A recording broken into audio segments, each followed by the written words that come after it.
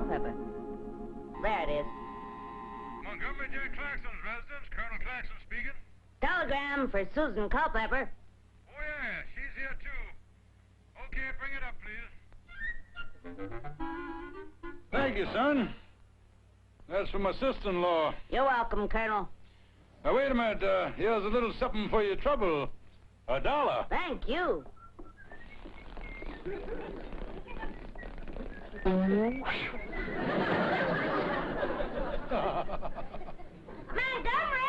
who's at the door? It's a telegram. For Sister Sue. Who's it from, Sister Sue? Why, it's from Nephew Newton. He says he has wonderful accommodations in California. San Quentin or Alcatraz? Don't you go disparaging my family, Montgomery. What does dear Newton have to say, Sister dear? Montgomery, Newton wants you to ship his car to him in California. What car? You know very well what car. The car you agreed 6 months ago to store for him in the shed behind your real estate office. The one you said you'd jack up and never use. Oh, yes, that car. That's the one he wants me to send him. You march right down to the freight office and make arrangements to ship it to California. Do you hear me, Montgomery? Wait a minute, Montgomery. Has anything happened to that car? Now, what in the world would make you even suspicious that something's happened to that car? Because you are a low-down, sneaky, double-crossing chiseler. Well, as long as you are not basing your statement on idle rumor, I won't take that as an insult.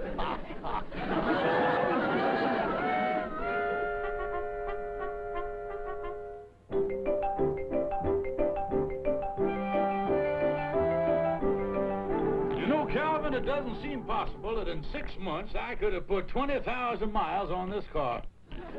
No one will know the difference when I get this speedometer set back.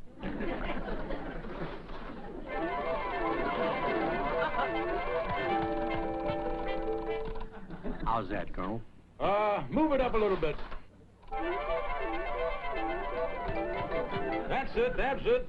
Now we can take the car to the garage and get that free 1,000-mile checkup. Come on out, Calvin. You know, Colonel, I think you ought to get those tires retreaded. They're completely bald. And this one's got a bunion. They're not too bad. Let me pop that bulge back in there.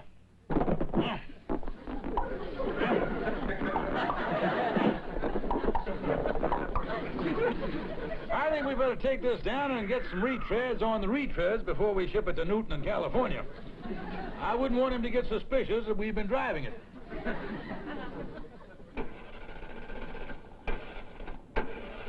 It's suffering a little more than usual today. It's not making contact.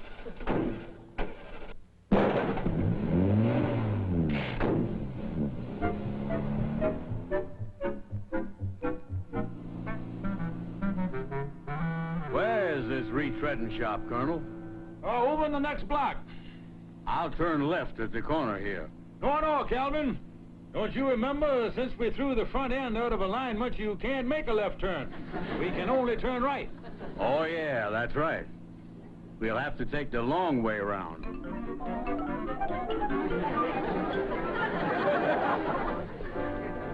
Nice going, Calvin. I say, Cal, I hate to mention it, but there's a lot of traffic up ahead at that red stoplight.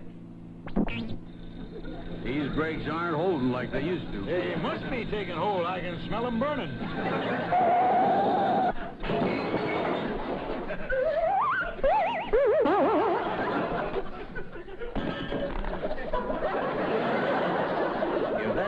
truck hadn't been here, we might have gone right through the red light and got a ticket. Never mind that, you dummy. Let's get out of here before we get hardening of the arteries from the outside.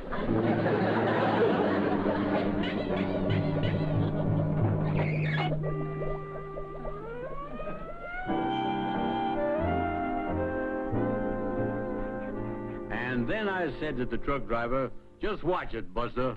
You happen to be talking to Calvin Burnside of the Fightin' Burnside. Oh, my Calvin.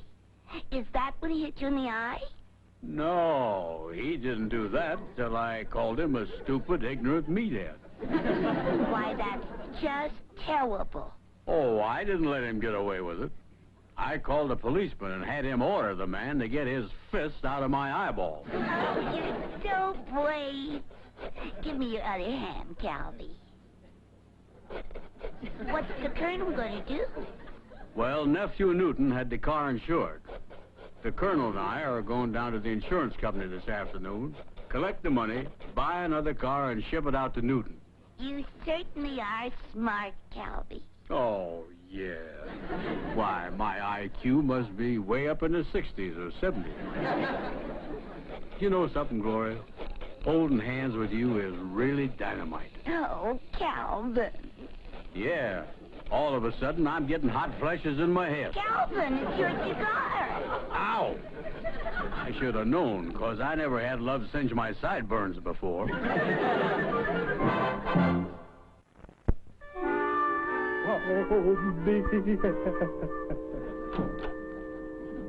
How come you're all broken up, Colonel? I looked up Nephew Newton's insurance policy on his automobile. He kept the fire and theft, but he canceled the collision. It's too bad we didn't hit a gasoline truck instead. Then the survivors could have collected on the fire insurance. What are we going to do, Colonel? Well, I'll just have to go home and tell Maggie Bell and the sister the truth. After all, accidents can happen, and... Montgomery J. Claxon, real estate speaking. Montgomery, have you shipped Nephew Newton's car off to California yet? Well, I want to tell you something about that car, Maggie Bell, honey. There's nothing I want to hear from you except that it's on a boxcar headed west. Well,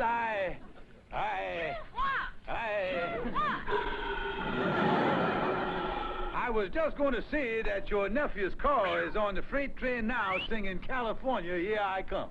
Well, it better be. That's all I have to say. Look at there. It happens every time she talks to me. That thing will beat like that till sundown. What are you going to do, Colonel? I don't know, Calvin, but I got to do something. If I had to sit there in that car and let that cement harden on me, I wouldn't be in a tighter spot than I am now.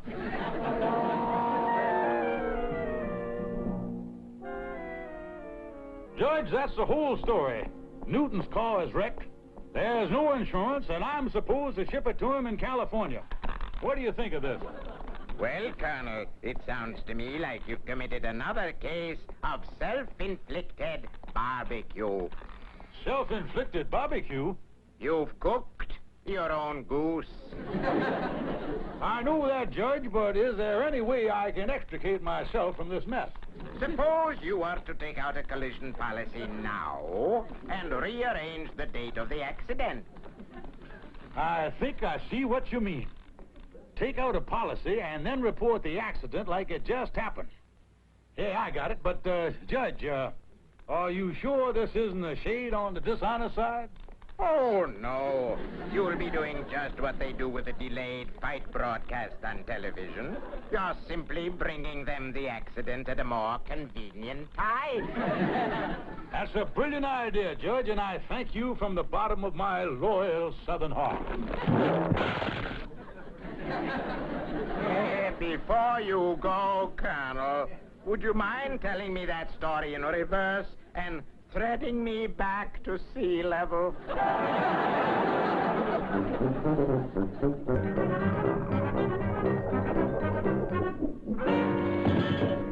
Well, Calvin, this is the insurance company.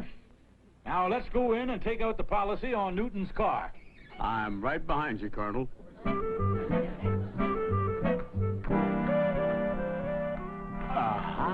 Do-do-do. Did you see the fellow that hit me? Stop it, you big dummy. We've got important business with this company, and we got to keep our minds on our toes. How do you do? May I help you? I'd like to get a collision policy on a 1956 coupe. Yeah, a gray one. Well, we have several excellent policies. Here's one that covers collision, upset, contact with a moving vehicle or stationary object. And this, damage resulting from... Will it cover us if we should hit a cement truck waiting for a red light? Of course. And it also covers all risks involving... We'll take it. Where do I sign? But don't you want to read it? No thanks, as long as it has a cement truck clause in there. Just give me a pen and I'll put the fair and honorable name of Claxon on the document. Very well. Here you are. If you'll put down your address, we'll send you the policy and bill you for the premium. Here you are, sir. Pleasure to do business with you, sir. Well, I don't believe we've ever sold a policy this quickly before. We Southerners talk slow and act fast. Tell me something, sir. When does this policy go into effect? Why, it's in effect now. Now? By now, you mean now, don't you? You don't mean mountain time now or Pacific time now or anything like that. You mean right now, this very moment now, on the nose now. Yes, I do. What's this all about? Nothing, sir, nothing. We just want to get all the facts in case we have to sue later. Well, thank you, mister. We'll be seeing you again sometime. Good day, sir. Now what do we do, Colonel? We'll just dilly-dally for a few seconds. We don't want to be too obvious.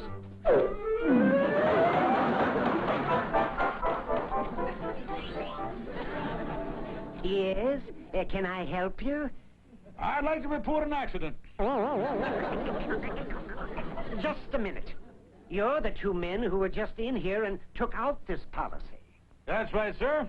While we were in here signing up for it, the car was completely demolished out front. Yes, sir, that's right. According to the eyewitnesses, it must have happened while the ink was drying on the signature. You say this accident happened in front of the building just now? Sir, you can go look for yourself. It's the car with the back seat full of cement. But this is most unusual. If you'll just sit down there for a moment, I think I'll have one of our attorneys speak to you. Thank you, sir. You see, Calvin, we're getting action here. Getting a lawyer to speed up paying us our claim. Yeah, this is the kind of company to do business with, all right. You know, that's a mighty fine policy we bought. Yes, sir. Look at all that official curlicues and that big seal. Makes you have a lot of confidence in the company.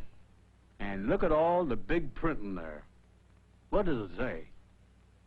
Well, it says here, the company assumes all liability.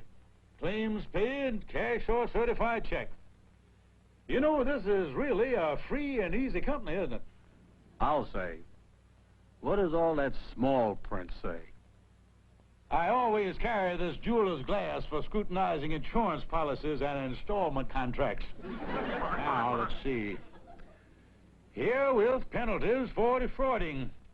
$5,000 fine. 6 years in the penitentiary. Say, this is great. If this company tries to defraud us, we can throw them in jail for 6 years. We can throw them?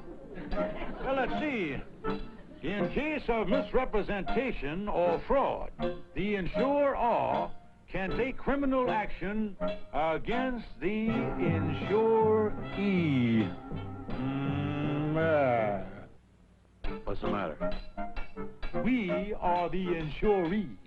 What about it? Well, if we are the insuree, we are going to end up sitting in the jailee. Get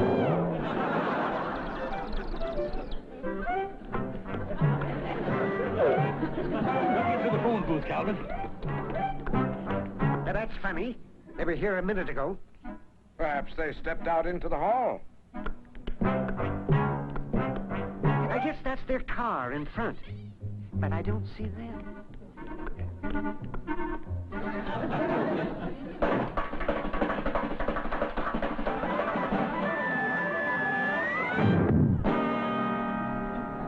Well, this company's got offices all over the city.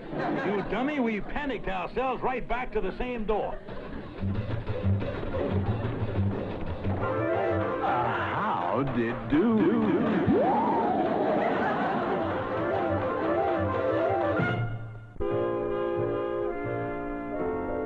Drink to me only with thine eyes, and I will pledge with mine. Or leave a kiss within the cup, and I'll not ask for wine. Is that you saying, sister dear? Yes, Maggie Bell. I was just recalling those happy days at the Mardi Gras. Remember the hoop skirts, and the laughter, and the gentlemen callers, and the magnolias? I think of those days once in a while. Then Montgomery walks in the door, and I want to lie down and die. What bothers me is what that puffed-up old foof done with my nephew's car. Don't you think it's safe to trust him, Sister Sue? The only time I'll trust that man is when he has gone down the lonesome road in that velvet-lined phone booth.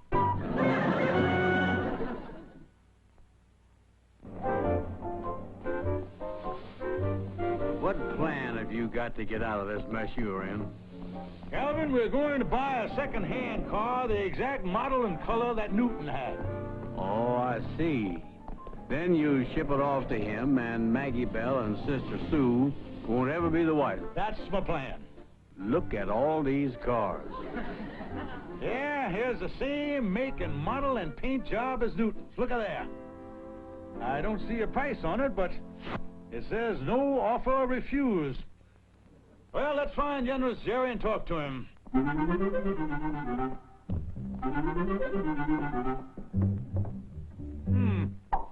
Nobody here, Calvin. Oh, excuse me. We didn't see you crouched behind the door there. Can I help you, friends? Are you the trading fool? Yes, sir, that's me, Generous Jerry. Generous to a fault. Well, sir, we like that gray coupe out there with the blue upholstery. Yeah, the one that says no offer refused. How much is that car? We don't set prices around here. You're dealing with a trading fool. The customer makes his own deal. Well, what would you say to $500? 500? I paid 800 for it. No, I have no willpower. All right, you got yourself a deal. How about the monthly payments? Anything you say, friend. You're the boss. I'm just here to make you happy. Well, I could afford $25 a month. Fine with me. Now, how long do you want to pay it off? Colonel, I think you ought to take at least 24 months. Don't be silly, friend. Why rush yourself? Instead of 24 months, why don't you spread it out? I'll spread it out? Sure, make it easy on yourself. Pay me $25 a month for 36 months. Now, how's that, friend? That sounds wonderful, Colonel. Now, sir, I suppose you want to know something about my credit rating? Not at all. Your face is your credit. Now, here are the keys. Just drive it home, friend. Well, sir, thank you very much. It's a pleasure to do business with a nice... Wow. Excuse me, Mr. Generous Jerry, but would you mind unlocking the door here? Oh, I'd be happy to, but before I unlock it, I wonder if I could have your name. Just a formality, you know. Yes, glad to give you my name. It's, Fine. Just sign it on the bottom of this little 3-page contract here. right here. That's it, friend. There you are, Mr. Trading Fool. And now, sir, if you would be so kind as to unlock the door, we shall be on our way. First, there's just one or two other little formalities to take care of. There are. While we're in the signing mood, would you mind putting your name on a few of these papers here? I suppose I could. That's fine. Now, a chattel mortgage on your furniture, a lien on your life insurance, an attachment on your bank account, a garnishee on all future salary, and in case of legal action, this waiver of all rights as an American citizen. Is that all? That's it, friends. Now, drop by and see us anytime, preferably not later than the 6th of the month. Oh, you doll! You've done it again!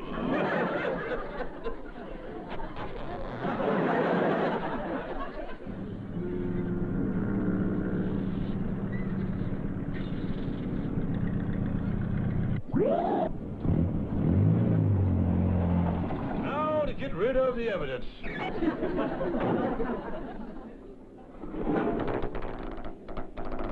Holy cow, Colonel, we forgot the tow rope.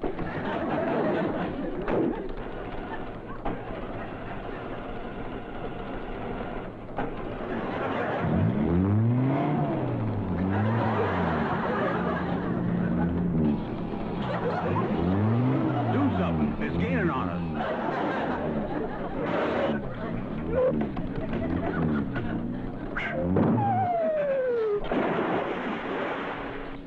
Boy, that was close. Now we'll take the new car down to the freight office and ship it off to California. Nobody will know the difference.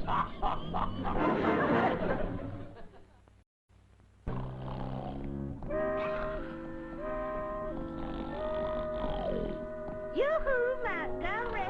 The little robins are singing you away. That's right, sweet lamb. It's 11:30. Oh, boy. I really had a nightmare. I dreamed you two were talking nice to me. We were, Montgomery, honey. Why, sure. We checked up on you, Montgomery.